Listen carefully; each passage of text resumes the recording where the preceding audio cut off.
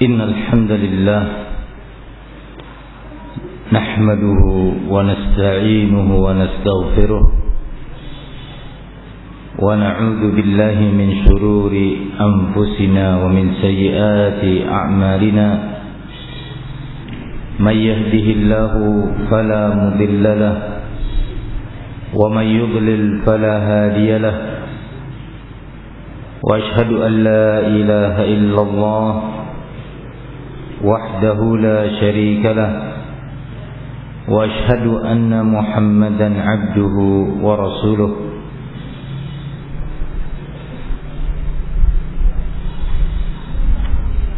وبعد. Kajian kita pada bagian ketiga ini dalam pembahasan metode dakwah ahli sunnah wal jamaah, kita akan memasuki poin ketiga atau metode ketiga dari rangkaian metode-metode dakwah ahli sunnah. Setelah kita tahu pada pembahasan sebelumnya tentang metode kedua,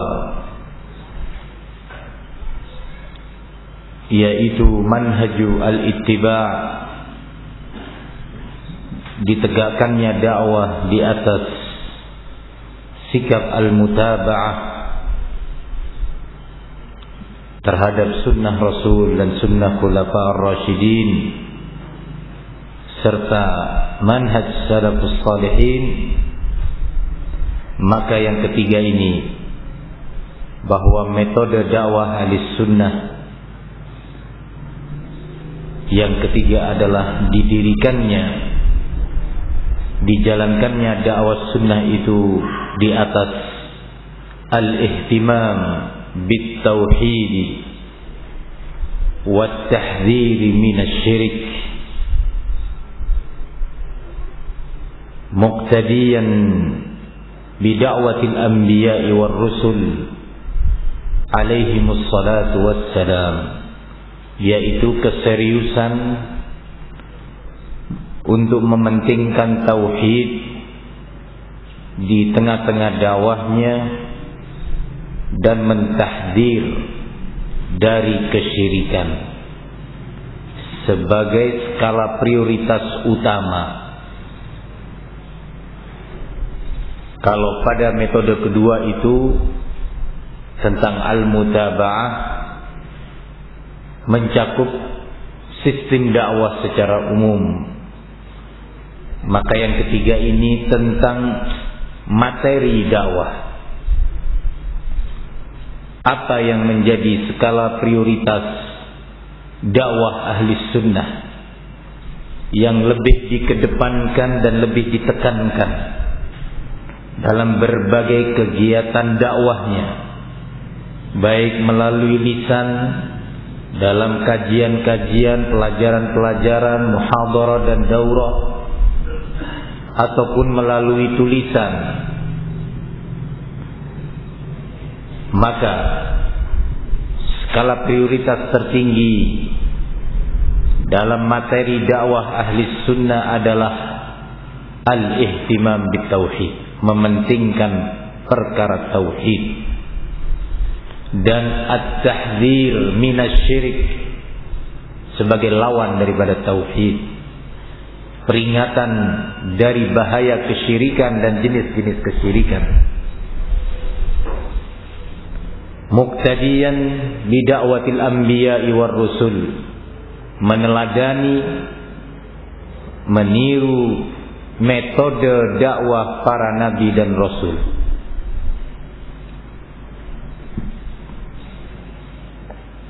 Allah Subhanahu wa taala mengabarkan di dalam beberapa ayatnya, antara lain di dalam surat An-Nahl, Allah mengatakan, menggambarkan tentang misi utama dakwah para nabi dan rasul adalah walaqad ba'atsna fi kulli ummatin rasulan an i'budullaha wajtanibut taghut.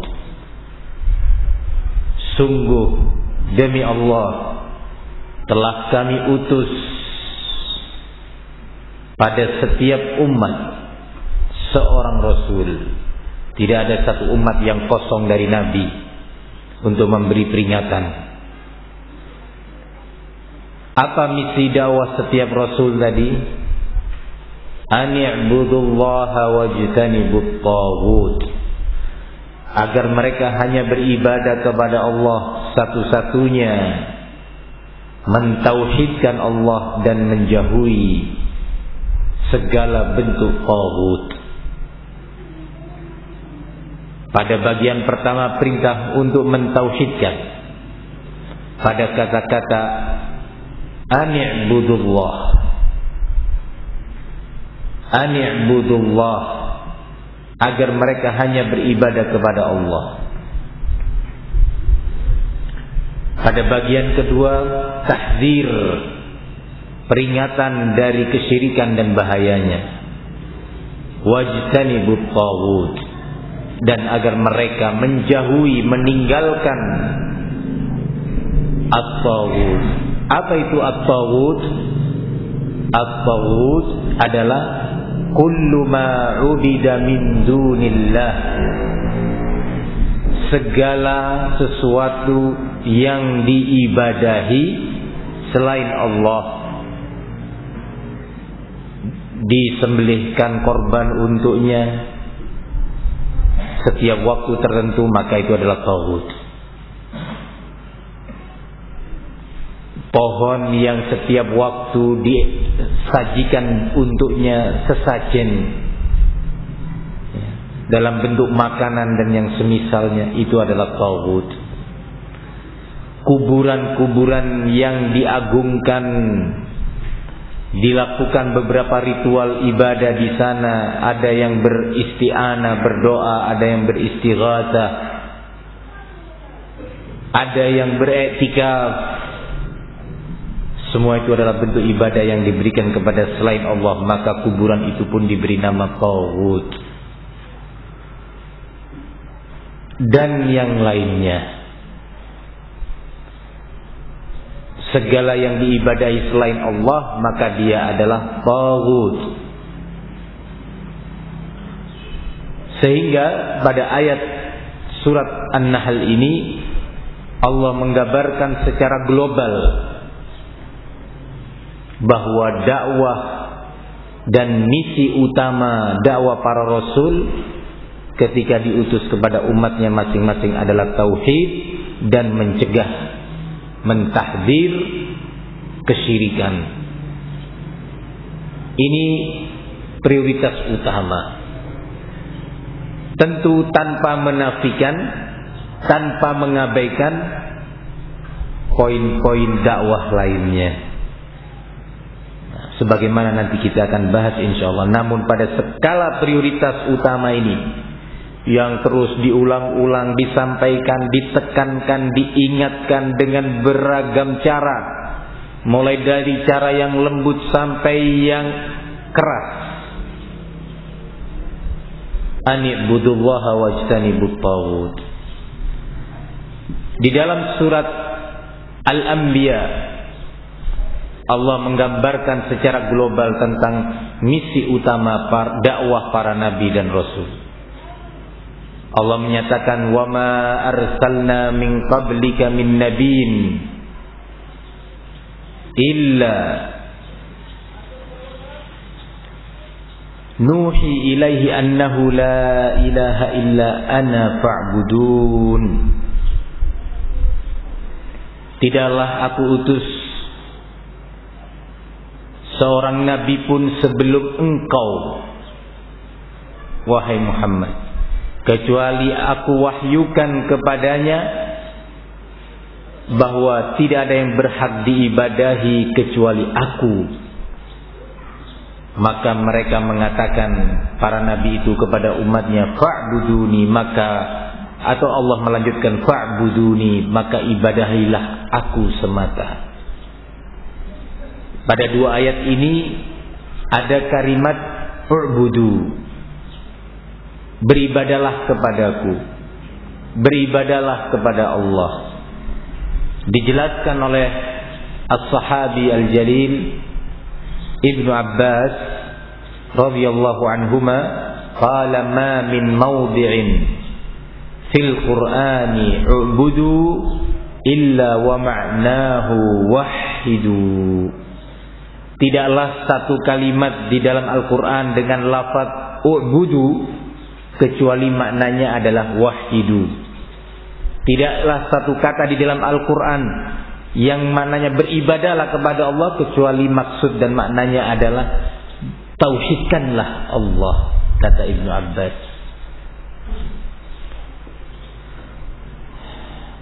Setelah kita tahu dua ayat ini secara global menggambarkan tentang dakwah dan misi utama dakwah para rasul, maka lebih khusus lagi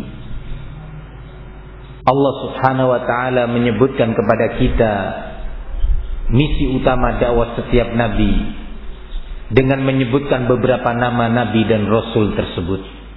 Kalau dua ayat tadi tidak disebutkan nama siapa rasulnya, umum setiap nabi, setiap rasul diutus oleh Allah untuk menekankan perkara tauhid dan melarang umat dari kesyirikan. Disebutkan dalam surat Al-A'raf, Allah mengatakan, laqad arsalna Nuhan ila qaumihi faqala ya qaumi ibudullaha ma lakum min ilahin ghairuh. Sungguh telah kami utus Nuh kepada kaumnya. Untuk apa misinya? Apakah disebut untuk mengajak agar mereka bersilaturahmi, agar mereka meninggalkan kemaksiatan, agar mereka berbakti kepada kedua orang tuanya? Yang semua itu adalah amalan-amalan saleh, amal kebaikan, meninggalkan kemaksiatan, amal kebaikan. Tapi yang Allah sebutkan dalam ayat ini tentang misi utama dakwah Nabi Allah Nuh, rasul pertama, ya qaumi ibudullah, wahai kaumku, kata Nabi, tauhidkanlah Allah. Malakum min ilahin ghairu, tidak ada bagi kalian ilah, sesembahan selain Dia, selain Allah. Wa ila adin akhahum hudan qala ya qaumi ibudullaha ma lakum min ilahin ghairu. Masih di dalam surat Al-A'raf. Dan juga kami utus kepada kaum Ad, saudara mereka sendiri yaitu Hud, Nabi Allah Hud. Apa misi dakwahnya yang disampaikan? Ya qaumi ibudullah, wahai kaumku, tauhidkanlah Allah. Tiada Tuhan sesembahan bagi kalian selain Dia. Wa ila Thamud akhahum Salihah qala ya qaumi ibudullaha ma lakum min ilahin ghairuh. Dan juga kami utus kepada kaum Thamud, saudara mereka sebagai nabi Allah utus kepada mereka yaitu Saleh, Nabi Saleh. Apa misi dakwahnya?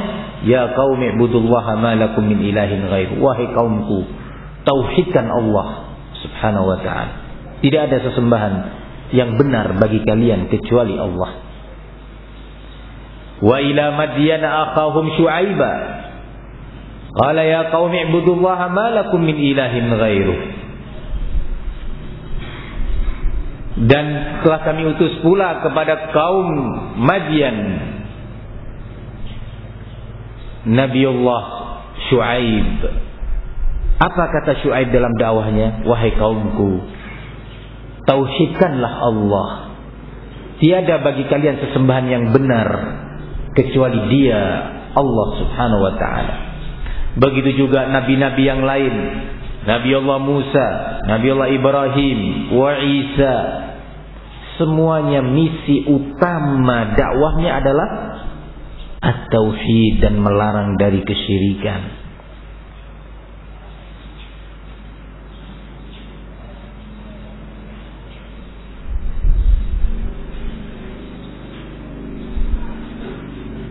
Ikhwani fid din rahimani wa rahimakumullah. Inilah dakwah ahli sunnah. Mengajak kepada tauhid dan menjadikannya sebagai skala prioritas utama dalam dakwah mereka. Nabi Allah Nuh makatha fi qaumihi, tinggal berdakwah bersama kaumnya, di tengah-tengah kaumnya 950 tahun. 950 tahun berdakwah, yang paling ditekankan adalah tentang tauhid. Bayangkan antum 950 tahun. Kalau kita berdakwah 20 tahun aja, kalau bisa istiqomah luar biasa. Dalam keadaan kita tidak mengalami tantangan dan ujian seperti yang dialami oleh Nabi Allah Nuh. Kalau kita bisa bertahan 40 tahun, bertahan berdakwah, tidak jenuh, tidak kecewa, tidak mundur langkahnya, 40 tahun, prestasi yang sangat luar biasa. Antum bisa bayangkan Nabi Allah Nuh 950 tahun mendakwahi kaumnya. Da'autu qaumi lailan wa nahara, aku berdakwah kepada kaumku malam dan siang terus. Falam yazidhum du'ai illa firara. Ternyata dakwah dan ajakanku itu tidak menambah mereka kecuali semakin jauh. Mereka menentang dakwahku. Ya Allah, siang malam berdakwah. Kalau kita malam tidur lelap, dakwahnya mungkin terhitung. Nggak dakwah aja, sekadar taklim saja, kita kurang serius, iya kan? Taklim saja yang telah diberi kesempatan oleh asatidzah dengan beragam bentuk ilmu, kita masih kurang serius. Padahal hanya sepekan 2 kali, 3 kali. Belum kita berdakwah datang ke kampung-kampung, mengatakan wahai penduduk kampung, beribadahlah kepada Allah, tinggalkan perdukunan, sihir dan yang lainnya. Wahai kaumku, sesungguhnya doa kepada kubur-kubur ini adalah perbuatan yang dilarang oleh Allah. Pindah ke kampung lainnya. Di kampung itu dia dilemparin batu. Pindah kampung berikutnya. Begitu mau masuk kampung tersebut dihadang. Keluar. Kira-kira apa yang bisa kita lakukan? Apa yang bisa kita pertahankan dalam kondisi seperti itu? Nabi Allah Nuh, putranya sendiri pun menentangnya. Sebagian anbiya, istri dan anak-anaknya menentang, mencemoohkan, menghina dakwahnya. Belum lagi hinaan dari kaumnya. Rasul datang ke Taif, yang posisinya tidak jauh dari negeri Mekah, untuk mengajak mereka bertauhid, meninggalkan ritual-ritual ibadah mereka yang sebenarnya ibadah kepada Allah tapi dicampuri, disusupi oleh berbagai kesyirikan.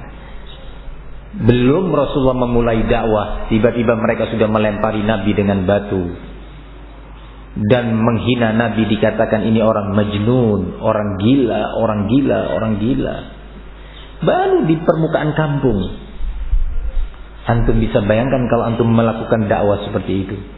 Padahal kita dakwanya hanya menyebarkan buletin, memberikan media ahli sunnah, majalah atau CD. Ini Pak, ada CD ahli sunnah. Apa ini? Ya, kajian tentang tauhid. Padahal orang-orang, oh ya terima kasih Dek ya, Masya Allah, dengan sopan. Bagaimana kalau antum pergi kamu sana? Siap menjadi ahli sunnah? Atau aduh berat, saya lebih baik kerja aja lah, menanam lada, menanam jambu mente, ya, atau menjadi nelayan di laut, atau berdagang. Enak dah daripada ruwet-ruwet seperti itu. Alhamdulillah kita tidak diberi ujian seperti ujian mereka. Karena Allah tahu iman kita dhaif, iman kita lemah. Seolah-olah kita berada di tepi jurang. Ya, naudzubillah. Iman kita ini kalau sedang tidak ada ujian, istiqomah jalan. Enggak ada halangan, tidak ada tantangan, terus berjalan. Begitu ada sedikit tantangan, goyah, goyah. Nah, yang sebagainya sudah enggak kuat, jatuh. Ini kita berada di posisi pinggir sudah. Wa minan nasi may ya'budullaha ala harfin.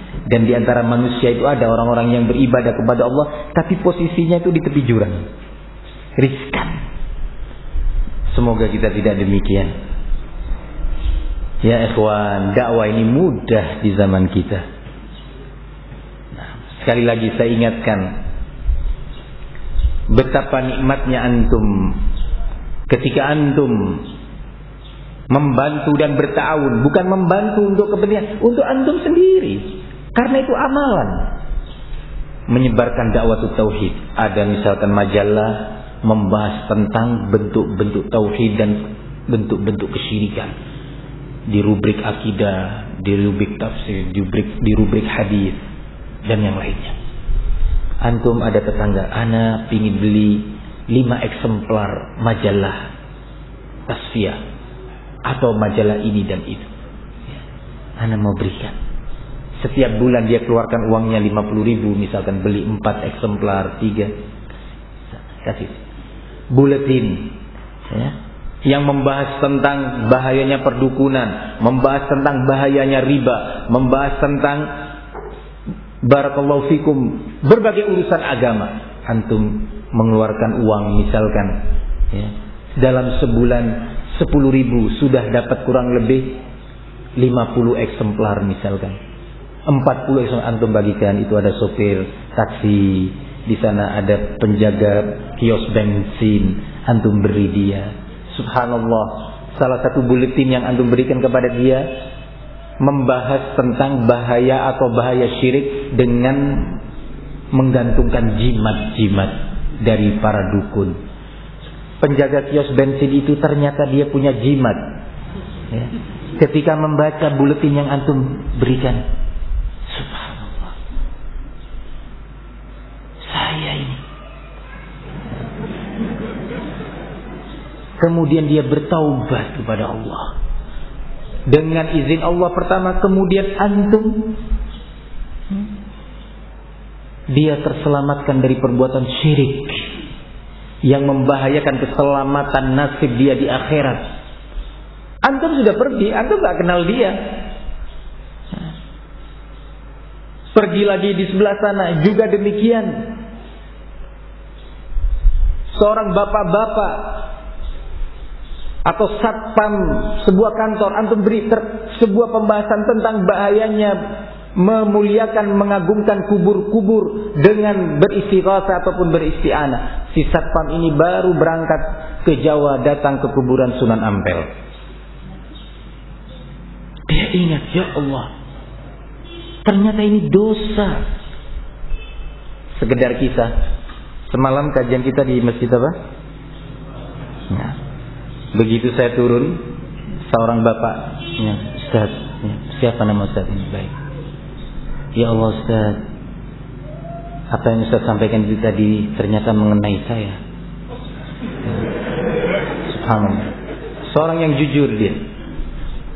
Ketika kalau ada pemilu, pilgub dan yang lainnya, orang-orang para tokoh ini datang ke kiai-kiai, ke dukun-dukun, dan saya juga termasuk. Saya bertobat kepada Allah. Saya tidak tahu selama ini.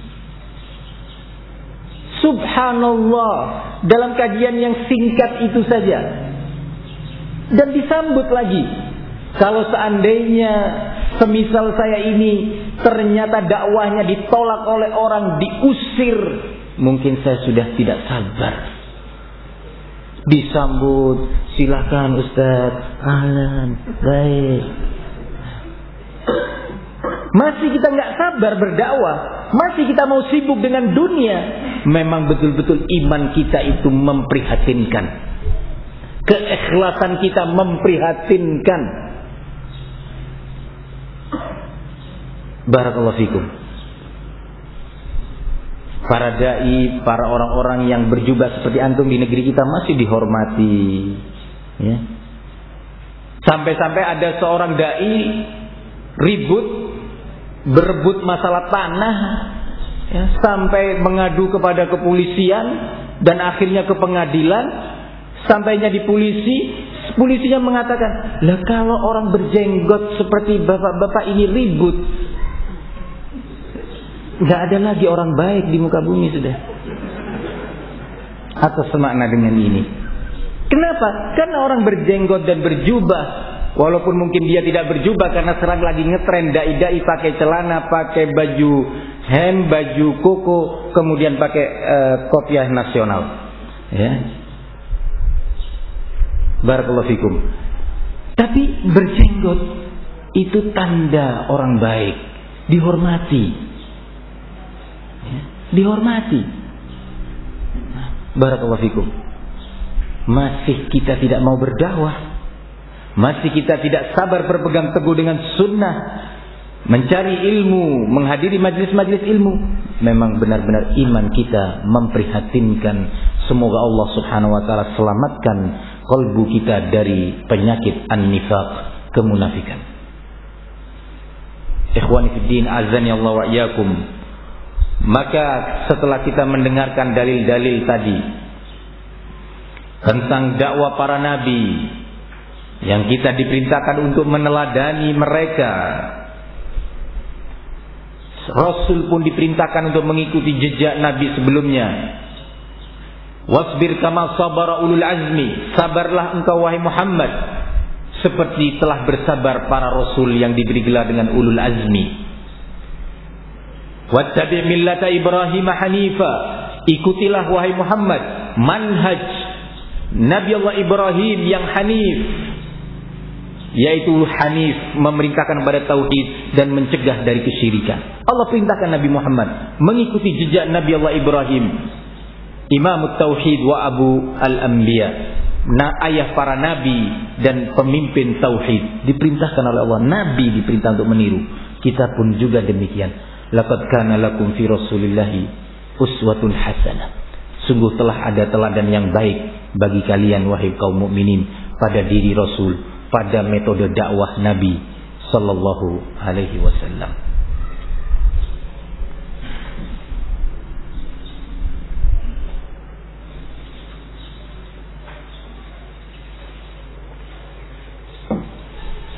Jika kita telah mengetahui ini, ketahuilah bahwasanya Rasul sallallahu alaihi wasallam selama kurang lebih 23 tahun memulai dakwahnya dengan ajakan tauhid dan mentahzir dari syirik, memberi peringatan keras dari syirik dan bahayanya, menjalani dakwahnya juga di atas prinsip ini dan mengakhiri dakwahnya dengan prinsip ini. Itulah Rasulullah sallallahu alaihi wasallam. Berbeda metode dakwah di sunnah ini dengan metode dakwah berbagai firqah ad-dhallah, berbagai kelompok menyimpang. Salah satunya adalah firqatut tabligh yang kemudian diberi nama dengan jama'atut tabligh. Saya katakan namanya adalah firqah at-tabligh, bukan jamaah, tetapi firqah at-tabligh yang meremehkan perkara tauhid dalam dakwahnya. Tidak hanya sekedar meremehkan dalam bentuk tidak ada keseriusan, mengingatkan anggotanya sebelum orang lain untuk menjauhi perdukunan, sihir, ramalan, berdoa di kubur-kubur, menggantungkan jimat-jimat, apalagi kepada orang lain selain dari kelompoknya, dari firqahnya. Dakwah di internal kelompok mereka, firqah mereka itu terkait dengan tauhid tidak ada keseriusan sama sekali. Kuburan Muhammad Ilyas di negeri India sana dikunjungi secara berkala, secara rutin. Datang dari negeri yang jauh melakukan syaddur rihal yang dilarang di dalam Islam. Syaddur rihal itu mendatangi suatu tempat dengan perjalanan safar. Pelakunya diberi nama musafir. Sudah terkategorikan safar menuju satu tempat untuk melakukan ibadah di tempat tersebut karena keyakinan barokahnya tempat itu. Itu syaddur rihal. Nah, dan ini dilarang oleh Nabi. La tashuddur rihal illa salatati masajid. Jangan kalian lakukan syaddur rihal, yaitu melakukan safar ke satu tempat tersebut tertentu dengan tujuan untuk melakukan ibadah di tempat itu dengan keyakinan karena tempat itu mulia. Kecuali 3 tempat: Masjidil Haram di Mekah, Masjidil Haram An-Nabawi yang ada di Madinah, dan Al-Masjidil Aqsa. 3 tempat itu boleh kita melakukan syaddur rihal. Berangkat dari Indonesia sengaja ingin sholat di Masjidil Aqsa, boleh. Berangkat dari Indonesia ke Masjid Nabawi bukan untuk umroh, ke Masjid Rasul untuk melakukan sholat di sana, boleh. Melakukan i'tikaf di sana, boleh. Berangkat dari Kendari misalkan ke Masjid Ma'had Jember untuk melakukan i'tikaf sengaja, nggak boleh. Mau kemana? Mau ke Jember, ke masjid. Mau apa? I'tikaf di sana, nggak boleh. Nah, karena itu syaddur rihal. Kemana? Mau i'tikaf di mana? Di Masjidil Aqsa. Ya. Boleh. 3 tempat ini. Selain itu tidak boleh. Apalagi datang jauh-jauh ke Pakistan atau ke India atau ke Bangladesh untuk mendatangi kubur-kubur yang mereka katakan kubur para wali. Bertahun-tahun dia berada di firqah kelompoknya ini, tidak mengerti tentang tauhid. Sebagian mereka masih menggantungkan jimat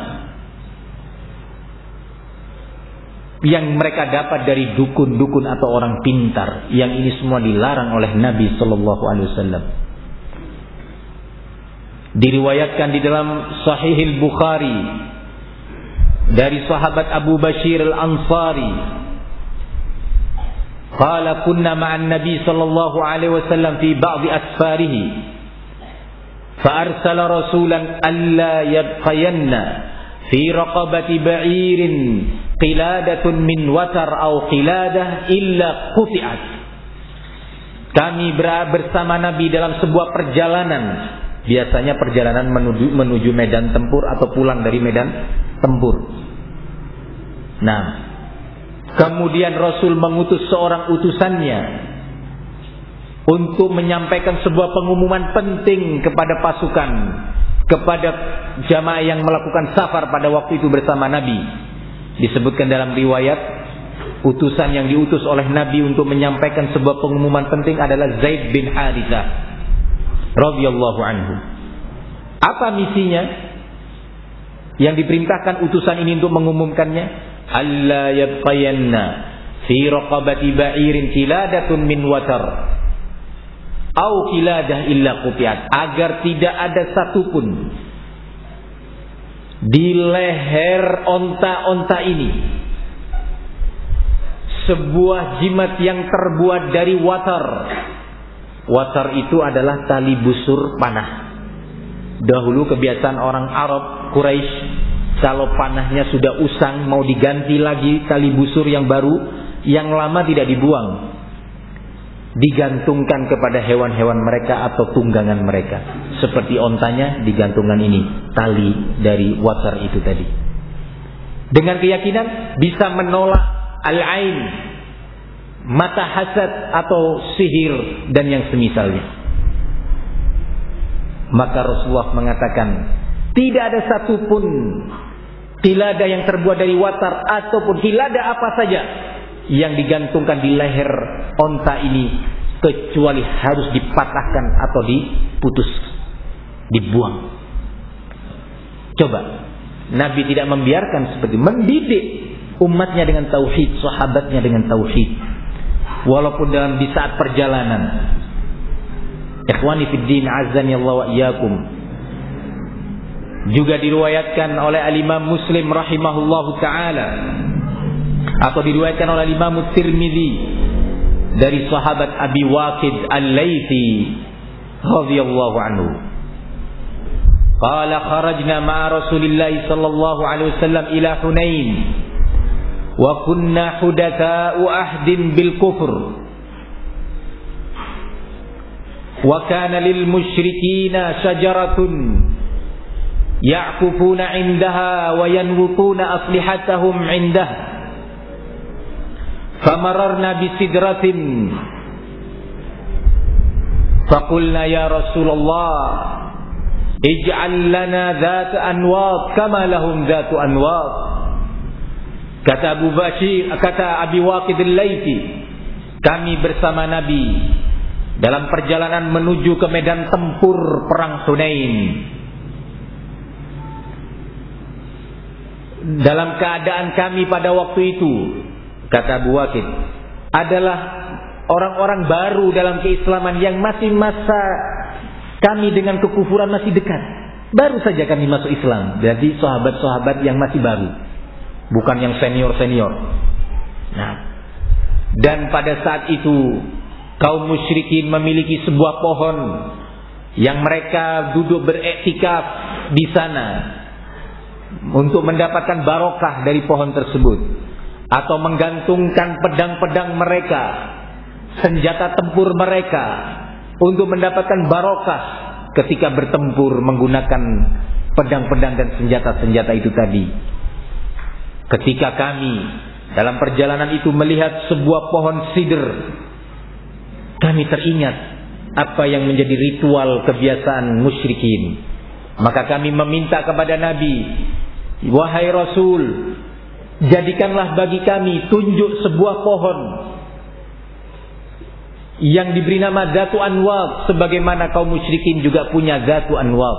Pohon tersebut diberi nama, dikenal di kalangan musyrikin dengan sebutan pohon Dzatu Anwat, yakni pohon yang di sana digantungkannya pedang-pedang dan alat-alat tempur. Kami teringat ritual tersebut masih membekas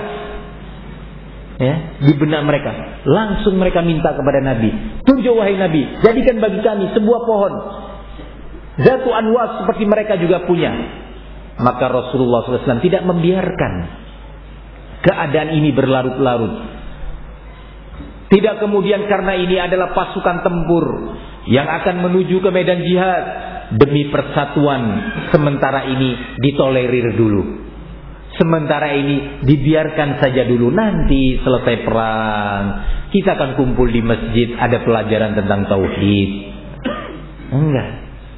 Nabi tidak menunda-nunda, karena itu adalah waktu yang sangat dibutuhkan, segera, emergensi, untuk mendapatkan keterangan cepat, singkat, padat, demi turunnya pertolongan Allah. Jangan sampai pertolongan Allah itu tertunda atau terhalangi, karena ini perbuatan syirik yang bisa membatalkan amalan jihad mereka. Maka Rasulullah menyatakan Allahu Akbar. Dalam riwayat lain Rasulullah bertasbih, Subhanallah, innahas sunan, qultum kama qalat Bani Israel li Musa ij'al lana ilahan kama lahum aliha qala innakum qaumun tajhalun. Sungguh yang kalian minta ini adalah sebuah akidah, sebuah ideologi, sebagaimana permintaan kaum Nabi Musa kepada Nabi Allah Musa, wahai Musa, jadikanlah bagi kami sebuah Tuhan sebagaimana mereka kaum Fir'aun itu memiliki Tuhan. Maka Nabi Musa menjawab, sesungguhnya kalian orang-orang yang jahil. Maka Rasulullah menyatakan, la tarkabunna sunana man kana qablakum. Sungguh wahai umatku, kalian akan mengikuti jejak umat-umat yang sebelum kalian. Ternyata betul, khurafat-khurafat, perdukunan, persihiran, peramalan terus di masyarakat muslim ini berjalan. Maka langsung para sahabat junior itu tadi, yang baru masa keislamannya, mengerti tauhid dan bahaya syirik, dan bahwasanya permintaan mereka itu adalah sebuah ideologi syirik. Nabi berdakwah tidak dibiarkan begitu saja, sebagaimana yang terjadi dalam firqah tabligh yang dikenal di sini dengan jamaah tabligh. tidak ada keseriusan mengajarkan tauhid kepada anggotanya, melarang mereka dari kesyirikan. Bahkan mereka membuat syubhat, jangan bicara tentang syirik, jangan, nanti terjadi perpecahan. Ya subhanallah, itu hawa nafsu kalian dan kejahilan kalian.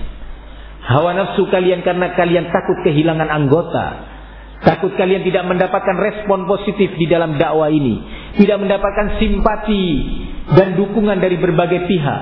Khawatir kalian dikatakan sebagai pemecah belah umat. Ketahuilah bahwa para nabi pun dituduh oleh kaumnya sebagai pemecah belah umat ketika mengajak mereka bertauhid dan meninggalkan kesyirikan. Nabi Muhammad yang dikenal sebagai orang yang berakhlak baik di sukunya, di kaumnya, di kabilahnya, suka menyambung tali silaturahmi, sopan terhadap orang-orang yang tua, sayang kepada yang kecil. Nabi Muhammad dikenal sebagai orang yang berbudi pekerti, yang baik dan dipuja-puji oleh kaumnya. Ketika beliau memulai dakwah, ketika turun perintah, wa anzir ashiratakal aqrabin, berilah peringatan wahai Muhammad keluarga dekatmu itu. Dan ayat ya ayyuhal muddatsir qum fa'anzir wa rabbaka fakabbir wa thiyabaka fatahhir war rujza fahjur. Perintah dari Allah untuk segera memulai dakwah. Apa yang dimulai oleh Nabi? Rasulullah naik ke sebuah bukit, kemudian mengatakan, ya ma'syara Quraisy, wahai sekalian Quraisy. Dikumpulkan Quraisy, sebuah bukit kecil di kota Makkah, dipanggil. Quraisy melihat ini Muhammad yang manggil, orang yang jujur, orang yang budi pekertinya baik, dari Bani Hashim yang kita muliakan. Perangkat mereka datang memenuhi panggilan Muhammad Rasulullah SAW. Maka Rasul menyatakan, ya ma'syara Quraisy, qulu la ilaha illallah watruku ma qalahu aba'ukum tuflihu. Wahai sekalian bangsa Quraisy, ucapkan kalimat la ilaha illallah dan tinggalkan doktrin-doktrin, ritual-ritual yang disampaikan oleh nenek moyang kalian. Sungguh kalian akan selamat, akan sukses. Abu Jahal faham apa itu kalimat la ilaha illallah. Kalau saya mengucapkan, ada konsekuensinya. Muhammad hendak memvonis bahwa ritual kita selama ini kepada Latta, Mana, Waddan dan Suwa'a ini, orang-orang soleh ini akan kita tinggalkan. Yang selama ini kita muliakan orang-orang soleh ini. Kita beribadah kepada Allah melalui kesolehan mereka. Kalau saya mengucapkan la ilaha illallah, berarti saya harus tinggalkan.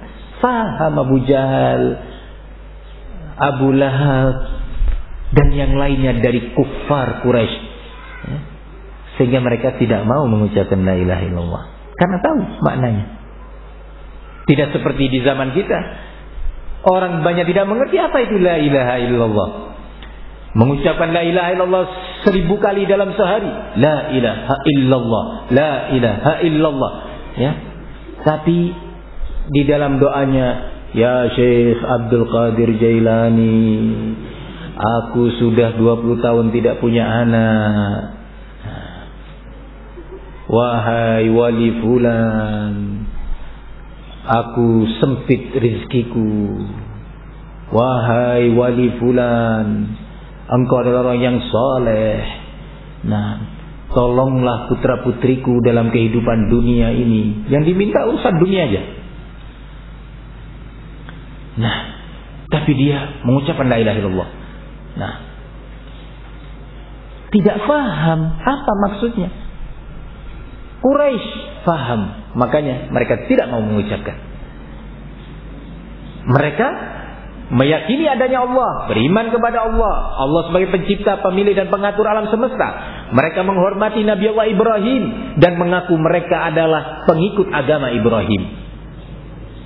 Oleh karena itu Allah tepis Di dalam ayatnya keyakinan musyrikin dan Yahudi serta Nasara yang semuanya mengklaim adalah di atas agama Ibrahim. Allah mengatakan, "Maka Ibrahimu Yahudiyan wala Nasraniyan, walakin kana hanifan musliman wa ma kana minal musyrikin." Tidaklah Ibrahim itu berada di atas agama Yahudi, tidak pula di atas agama Nasrani. Beliau adalah orang yang hanif, memerintahkan pada tauhid dan mencegah dari kesyirikan, dan bukan pula Ibrahim bagian dari seperti agama musyrikin itu. Karena Abu Jahal dan yang lainnya mengklaim kami berada di atas agama Ibrahim, nenek moyang kami, Ismail dan yang lainnya. Maka Nabi Muhammad diperintahkan untuk menolak itu semuanya. Ikhwani fiddin rahimani wa rahimakumullah. Dakwah tauhid demikian dilakukan oleh para anbiya. Maka dakwah sunnah pun mengingatkan umat untuk bertauhid kepada Allah dan meninggalkan kesyirikannya. Dalam pelajaran-pelajarannya, daurah-daurahnya, ceramahnya, dalam tulisan-tulisannya, tidak bosan-bosan dan terus dilakukan itu. Berbeda pula cara dakwah atau sebelum itu ketika Rasulullah telah mengumpulkan Quraisy dan menyatakan dakwahnya tauhid dan himbauan meninggalkan kesyirikan, dikatakan oleh Abu Lahab dalam beberapa riwayat disebutkan sambil memukulkan tangannya begini, "Tabban laka ya Muhammad, alihada jama'tana." Celaka engkau wahai Muhammad, apa hanya untuk ini saja kita dikumpulkan oleh engkau di sini? Nah, barakallahu fikum. Terjadi khilaf apakah peristiwa ini merupakan sebab nuzul surat Tabbat yada Abi Lahab wa tab, celaka kedua tangan Abi Lahab. Tapi yang jelas telah turun ayat tentang Abu Lahab, bahkan surat khusus tentangnya, menolak dakwah keponakannya, terhitung keluarga dekatnya. Ikhwani fiddin rahimani wa rahimakumullah. Rasulullah dituduh sebagai pemecah belah. Nah, dituduh sebagai pemecah belah umat. Nabi Allah Nuh dituduh sebagai pemecah belah. Ibrahim alaihissalam dituduh sebagai pemecah belah. Nabi Allah Musa juga demikian oleh kaumnya, oleh orang-orang yang punya kepentingan. Maka kita pun akan dituduh demikian oleh orang-orang yang punya kepentingan melalui amalan-amalan bid'ah dan syirik. Para tokoh-tokoh yang mengeruk harta orang-orang miskin melalui ritual-ritual ibadah yang tidak dituntunkan itu. Para juru kunci kuburan-kuburan mendapatkan rezeki dari para pengunjung dan orang-orang yang berziarah ke kuburan itu. Kalau dikatakan berziarah ke kuburan dengan bentuk seperti itu dilarang, hilang penghasilan mereka. Tokoh-tokohnya juga demikian, keluarga orang yang dikubur itu tadi juga demikian. Kehilangan kehormatan keluarga, nama baik keluarga, gengsi keluarga. Para pedagang juga tidak kalah. Kalau nggak ada para pengunjung kuburan-kuburan ini, saya nggak bisa jual kacang, nggak bisa jual tahu, nggak bisa jual permen, nggak bisa jual es. Habis lagi mata pencarian. Akhirnya demo, akhirnya menyatakan itu dakwah Wahabi, dakwah yang pemecah belah. Iya, memecah belah umat dari hawa nafsu mereka masing-masing. Nah, memecah belah umat antara yang bertauhid dan yang tidak bertauhid. Ikhwani fiddin, dari sini juga kita tahu penyimpangan dakwah kelompok al-ikhwanul muslimin. Di dalam dakwah mereka yang hanya serius dengan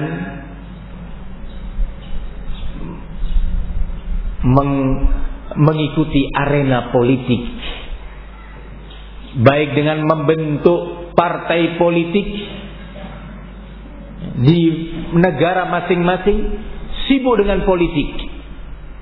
Akhirnya lupa terhadap dakwah tauhid dan peringatan terhadap syirik. Karena pada prakteknya politik yang sebenarnya didirikan di atas ideologi demokrasi itu adalah cara yang bid'ah, bukan bagian dari agama Islam. Adalah akidah dan amalan yang diada-adakan, bukan bagian daripada Al-Quran dan Sunnah Rasul. Berpartai-partai, saling bermusuhan, saling menjatuhkan, saling membanggakan diri, terjadi perpecahan di dalam tatanan sosial kemasyarakatan. Bahkan dalam sebuah rumah tangga antara anak dengan orang tuanya, berbeda partai dan kepentingan politiknya pun berselisih. Sampai terjadi pertengkaran, perkelahian di banyak daerah, bahkan sampai pada tingkat pembunuhan. Baik dalam pemilihan kepala desa, pemilihan bupati, pemilihan gubernur dan yang lainnya. Itulah politik yang didoktrinkan oleh Yahudi. Politik demokrasi yang didoktrinkan oleh Yahudi melalui kaki tangan utamanya, yaitu Amerika Serikat, kepada seluruh bangsa di muka bumi ini, termasuk kaum muslimin di negeri kita ini. Itu bukan cara dakwah Ahli Sunnah. Ternyata terbukti ketika mereka sibuk di politik, tidak lagi mengenal tauhid dengan tepat dan benar, akhirnya bergabung dengan beragam orang, mentolerir berbagai kegiatan yang mengandung perbuatan kesyirikan, menghadiri acara-acara tersebut. Bahkan karena memang karena politik ala demokrasi ini, untuk berhasil dan sukses harus merekrut suara sebanyak-banyaknya, anggota sebanyak-banyaknya. Akhirnya tidak lagi punya al-wala dan al-bara, tidak lagi mempertahankan prinsip Islam dan iman, akhirnya bergabung dengan kaum Nasara sekalipun. Sebuah partai di negeri ini yang awal berdirinya adalah partai di atas Islam katanya, dan juga di sana terkumpul dai-dai dan aktivis-aktivis Islam. Dalam perjalanan politiknya, tentu kebijakan politik mereka menentukan kita kalau masih tertutup, terbatas hanya dengan asas Islam, maka kita tidak akan menang. Diadakanlah muktamar nasional partai tersebut dan melahirkan kebijakan secara nasional bahwa partai kami sekarang ini partai terbuka untuk semua pihak. Akhirnya tidak sedikit dari anggota dan calon-calon legislatifnya maupun eksekutifnya, ya, yang ternyata beragama Kristen. Di Bali, ya, telah berupaya menjadikan calon legislatifnya seorang pendeta Hindu. Ya subhanallah. Begitu juga al-Ikhwanul Muslimin yang berada di Kuwait, yang bergabung dalam Jam'iyah Ihya Turas, yang juga terlibat dalam arena politik, dalam partai politik al-Ikhwanul Muslimin di sana, bergabung dengan kaum Syiah, para pencela sahabat Nabi, kaum Syiah pengikut Khomeini yang telah dikafirkan oleh para ulama, yang diyakini dan dia sendiri meyakini bahwa dia mampu ikut mengatur alam semesta, ya, bergabung dengan pengikut Syiah Khomeini, beberapa pembesar Jam'iyah Ihya Turas dalam kegiatan politiknya. Salah satu tokohnya mengatakan ketika ditanya, kenapa Anda di daerah pilihan sini, ya, di daerah pemilihan sini dan situ bergabung dengan Syiah, ada apa? Kenapa? Tidak ada beda kita dengan Syiah. Kita satu dengan Syiah. Coba, kepentingan politik. Dan tidak ada upaya keseriusan membina umat dan anggotanya dengan pembinaan tauhid. Kalau mereka belajar tauhid dengan benar, niscaya tidak akan mengucapkan bahwa kita dengan Syiah tidak ada beda. Tidak akan mengatakan kita dengan Syiah satu. Nah, kemudian bergabung. Ini Jam'iyah Ihya Turas yang didirikan oleh Abdurrahman Abdul Khaliq, yang pernah didatangkan oleh Sururiyin ke Indonesia pada tahun kurang lebih 96 ke Indonesia oleh beberapa orang yang sekarang sudah menjadi pemateri di Radio Roja. Kembali lagi Radio Roja, berkumpul di sana ahlul bid'ah dan hizbiyah. Lu Ustaz, dakwanya mengajak pada tauhid, mengajak pada sunnah. Barakallahu fikum. Sunnah dan manhaj salafi itu lengkap dan sempurna. Afatu'minuna bi ba'dil kitab wa takfuruna bi ba'd? Apakah kalian mau beriman kepada sebagian syariat yang ada di dalam Al-Quran ini dan kemudian meninggalkan syariat lainnya? Kita memang benar mengatakan dakwah tauhid, mencegah dari kesyirikan, membantah bid'ah dalam berbagai urusan ibadah dan yang lainnya. Tetapi bid'ah dan penyimpangan itu juga meliputi banyak hal yang lainnya, yang ternyata barakallahu fikum dalam Jam'iyah Ihya Turas ini terdapat penyimpangan yang banyak, termasuk arena politik, termasuk akidah khawarij mengkafirkan pemerintah-pemerintah muslimin, termasuk akidah khawarij mengajak umat untuk memberontak dan menggulingkan penguasa. Barakallahu fikum. Ikhwani fid din, barakallahu li wa lakum. Bahkan di atas itu Al-Ikhwanul Muslimin, organisasi pertamanya yang didirikan oleh Hasanul Banna. Ikhwanul Muslimin dalam pergerakannya memiliki dua sayap pergerakan. Ada sayap politik, ada sayap komando militer. Dua-duanya dipimpin oleh Hasanul Banna. Sayap politik, mereka membuat kebijakan membentuk partai politik Al-Ikhwanul Muslimin. Dibentuklah partai, sebagai ketua utamanya adalah Hasanul Banna. Ketahuilah bahwa partai Ikhwanul Muslimin ini tadi, 3 pejabat terasnya beragama Kristen. Katanya untuk menegakkan negara Islam. Belum punya negara, masih dalam impian. Sudah merekrut orang-orang Kristen dan bekerja sama. Kemudian demi kepentingan politiknya juga Hasanul Banna mengatakan, Inna khusumatana ma'al yahud laisat khusumiyah diniyah. Sesungguhnya permusuhan kita dengan Yahudi bukan permusuhan agama. Dan Allah menghimbau kita untuk bersaudara dan saling menyayang dengan Yahudi. Ini yang mengucapkan Hasanul Banna. Akibat sebuah dakwah tidak didirikan di atas tauhid, tidak mengerti apa itu tauhid. Ikhwani fid din, bahkan beberapa tokoh Al-Ikhwanul Muslimin meremehkan perkara tauhid dalam beberapa ceramah dan bahkan karya-karya tulisnya.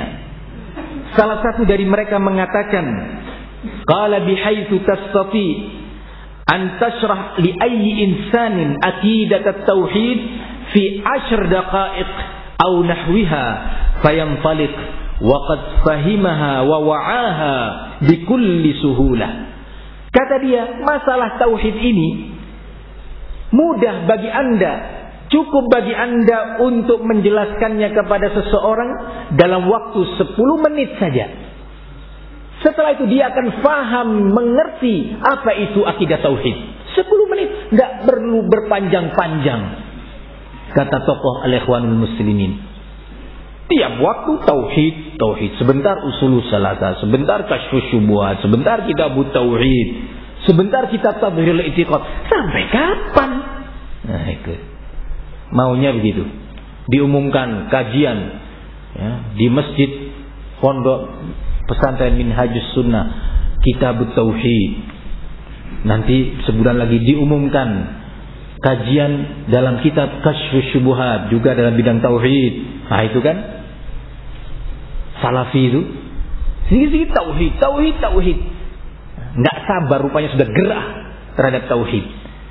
Keluar ucapan-ucapan seperti ini. Tauhid itu mudah, nggak perlu sulit-sulit. Cukup 10 menit orang sudah paham. Ini tokoh Al-Ikhwanul Muslimin. Akhirnya apa? Bagaimana dakwah mereka? Apa hasilnya? Sudah lebih dari 60 tahun atau mungkin 80 tahun yang lalu. Wallahu ta'ala persisnya apa yang dihasilkan oleh mereka. Barakallahu fikum. Mana negara Islam yang sudah mereka dirikan? Mana itu masyarakat muslim yang bertauhid yang sudah mereka bina? Tidak ada. Semuanya adalah kepentingan dan ambisi pada ujung-ujungnya. Nah, ikhwani fiddin azani Allah wa iyyakum. Jangankan pengikutnya yang katanya untuk mengenal dan memahami tauhid cukup 10 menit. Bahkan pimpinan-pimpinan teras mereka tidak mengenal tauhid. Sayyid Qutb dalam beberapa karyanya menetapkan akidah wahdatul wujud.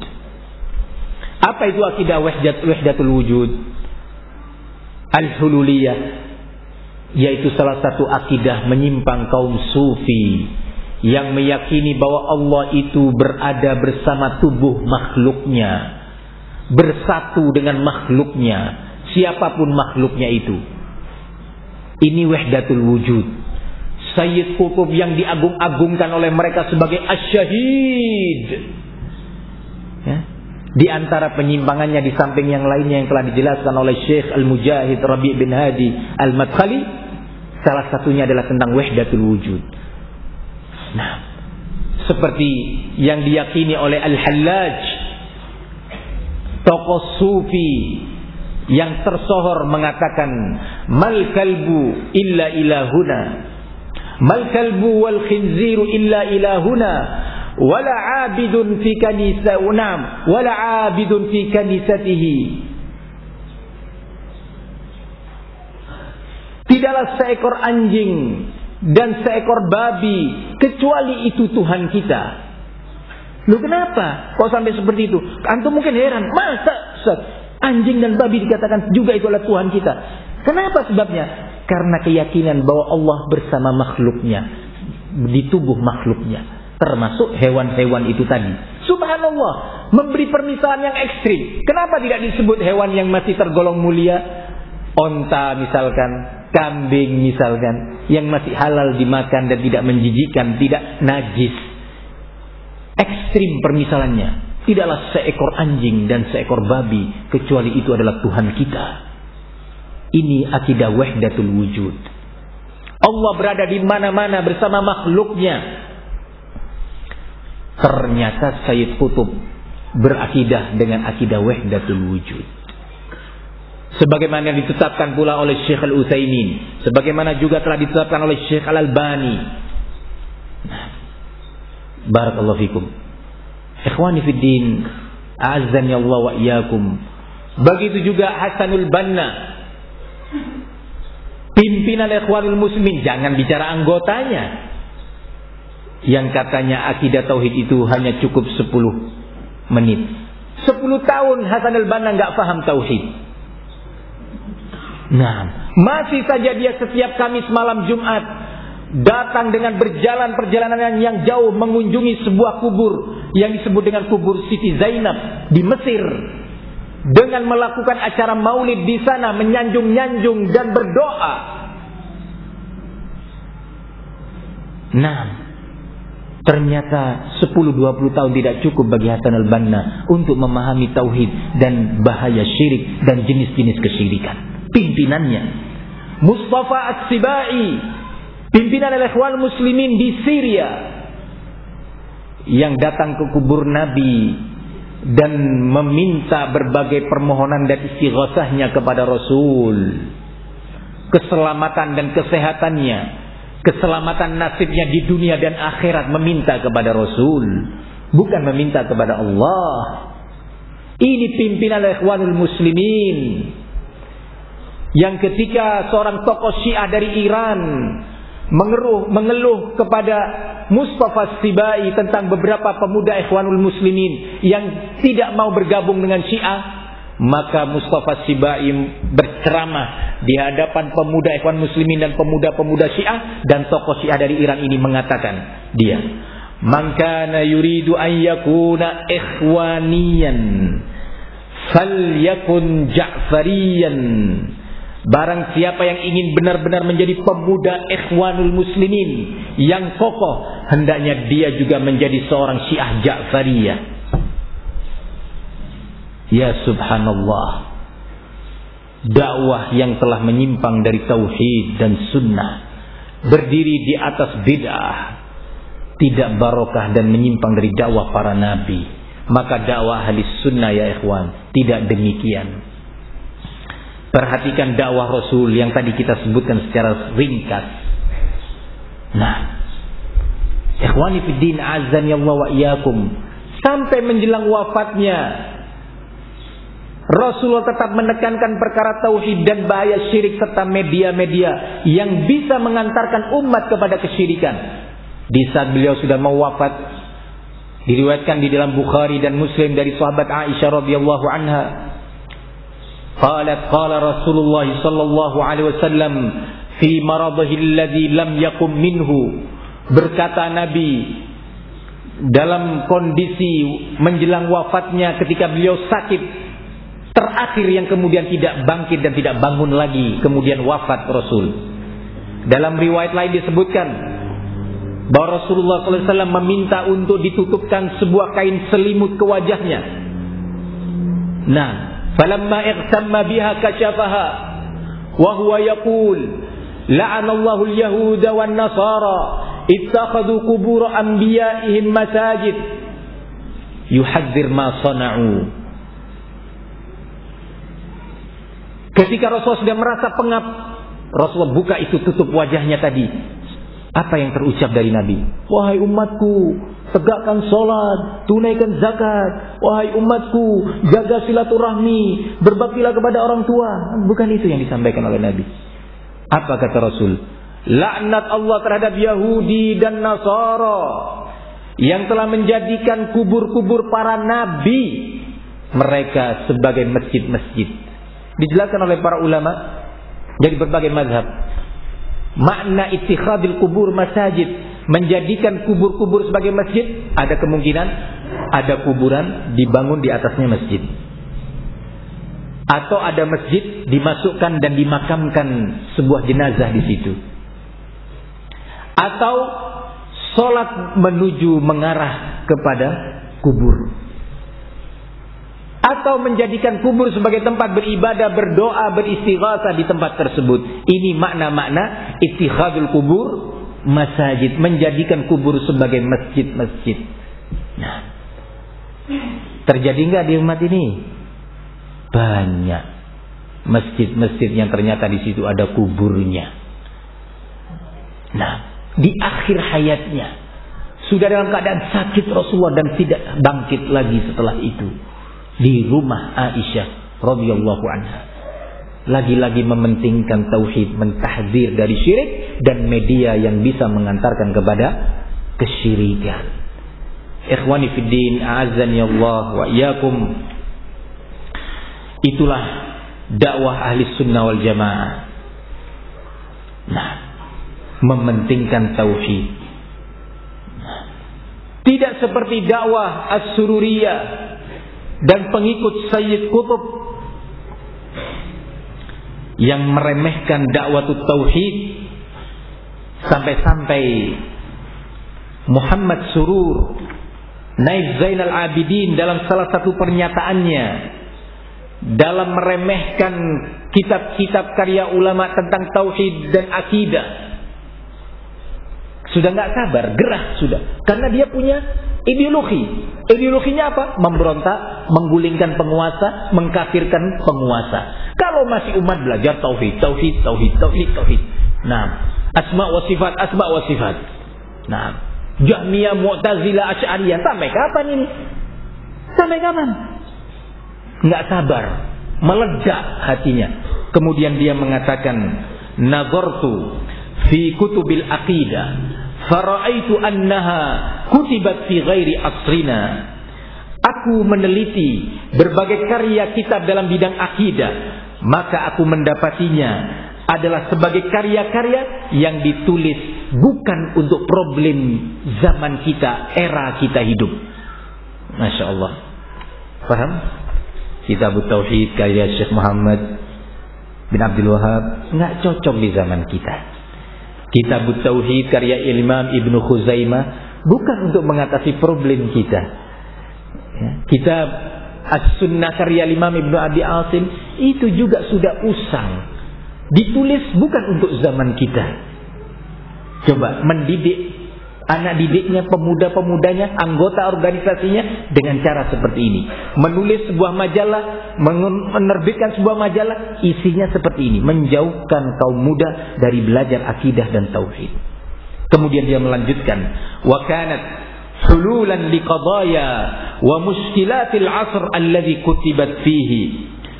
Karya-karya kitab akidah dan tauhid itu tadi ditulis untuk atau sebagai solusi jalan keluar bagi berbagai permasalahan dan problem zaman dan era tersebut di zaman yang ditulisnya karya-karya itu, bukan problem zaman kita. Wali asrina muskilatuhu allati tahtaju ila hululin jadida. Sementara untuk era kita, zaman kita ini membutuhkan adanya jalan keluar baru, solusi-solusi baru mengatasi berbagai problematika umat ini. Wa min samma fa uslub kutubil aqidah fi katsirin minal jafa, fihi katsirin atau katsirun minal jafa. Maka dari itu saya mengatakan bahwa metode buku-buku akidah dan tauhid yang ada ini, selama ini yang banyak ini, di sana ada sifat kaku, nggak fleksibel, hanya untuk mengatasi problem di zamannya saja. Masya Allah. Nah, li'annahu nususun wahkam, karena isinya hanya dalil-dalil Quran Sunnah. Ini keras dan kaku. Nah, subhanallah, mendengar ucapan ini, maka masyayikh ahli sunnah ditanya. Nah, Syekh Abdul Aziz Ibn Baz rahimahullahu ta'ala ditanya tentang permasalahan ini. Kemudian beliau menjawab rahimahullah, atau sebelum itu Syekh Shalih Fauzan menjawab, hunaka unasun yuzahiduna fi tadrisil aqidah wa yuzahiduna fi kutubis salaf wa yuzahiduna fi muallafati a'immatil Islam. Di situ ada orang-orang atau para tokoh yang mencoba membuat orang ini, manusia ini untuk fobi terhadap buku-buku akidah, buku-buku tauhid. Tidak mau mendekat dan membacanya. Juga membuat manusia untuk fobi dan antipati terhadap karya-karya ulama salaf. Nah, dari kalangan qala wa min du'atid dhalal, dari kalangan para dai-dai yang sesat. Nah, hadzal qail min du'atid dhalal, pengucap ini yaitu Muhammad Surur adalah termasuk dai-dai yang menyeru kepada kesesatan. Fayajibu an nahdhar min kitabihi hadza wa an nuhadzira minhu. Wajib bagi kita untuk waspada terhadap kitab karyanya ini, karena ini diucapkan dalam karya tulisnya, dan kita wajib untuk mentahdzir dia, kata Syekh Shalih Fauzan. Ada sekarang sebagian orang yang mengatakan, enggak, kalau Syekh Shalih Fauzan itu enggak bicara tahdzir-tahdziran. Ya, ini contoh satu dari banyak contoh. Nah, ana lihat ini tidak amanah.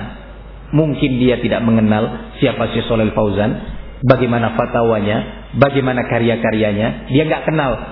Tapi menampakkan saya orang yang paling kenal tentang Syekh Shalih Fauzan. Nah, atau dia sudah tahu, tetapi nggak cocok dengan hawa nafsunya. Kemudian disimpulkan, tidak demikian masyayikh. Ya, tahdzir. Intabihu ya ikhwan, hati-hati. Ini salah satu contoh.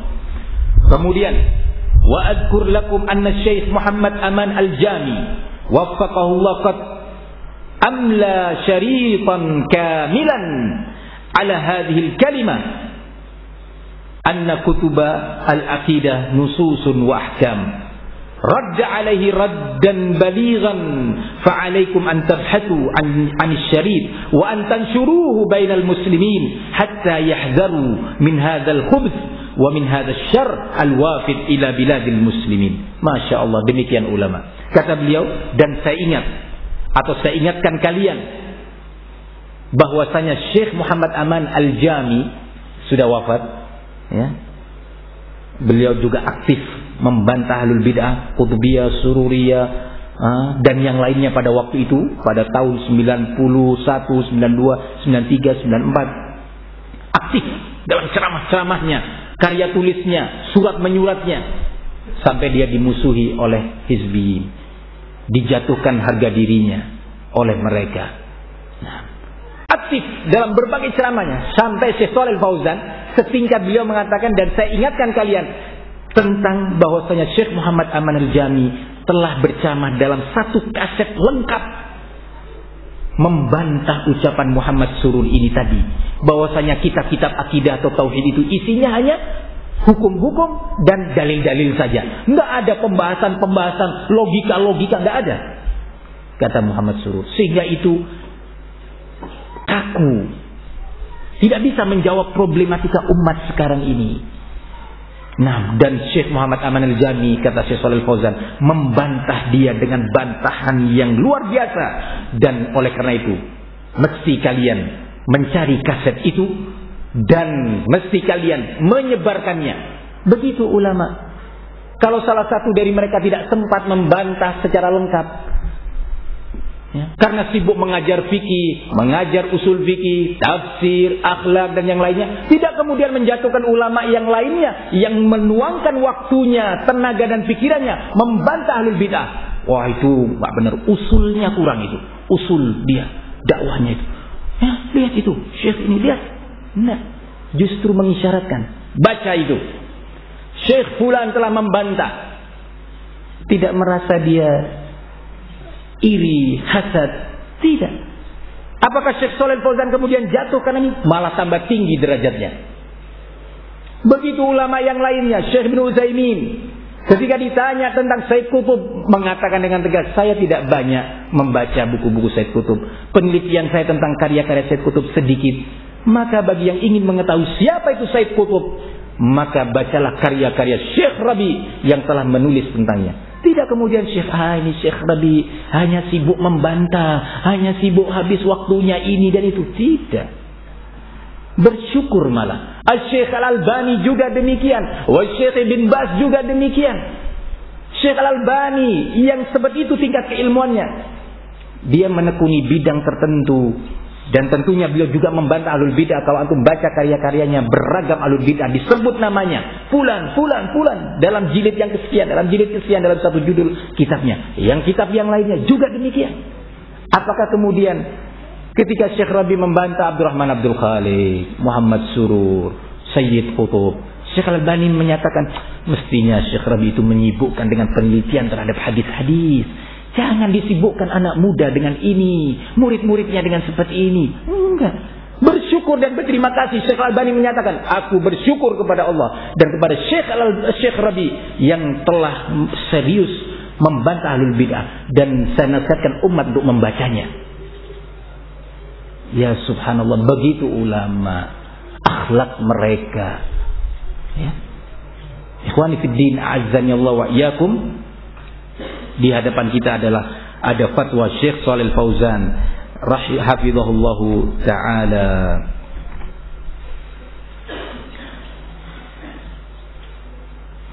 Ikhwani fiddin, demikian dakwah ahli sunnati wal jamaah, mementingkan tauhid, mengajak umat untuk hanya beribadah, berdoa, beristighatsah, beristi'anah hanya kepada Allah, tidak berdoa kepada malaikat, tidak memohon kepada para nabi, tidak kepada orang-orang saleh, dan meninggalkan berbagai kesyirikan, ritual-ritual kesyirikan lainnya.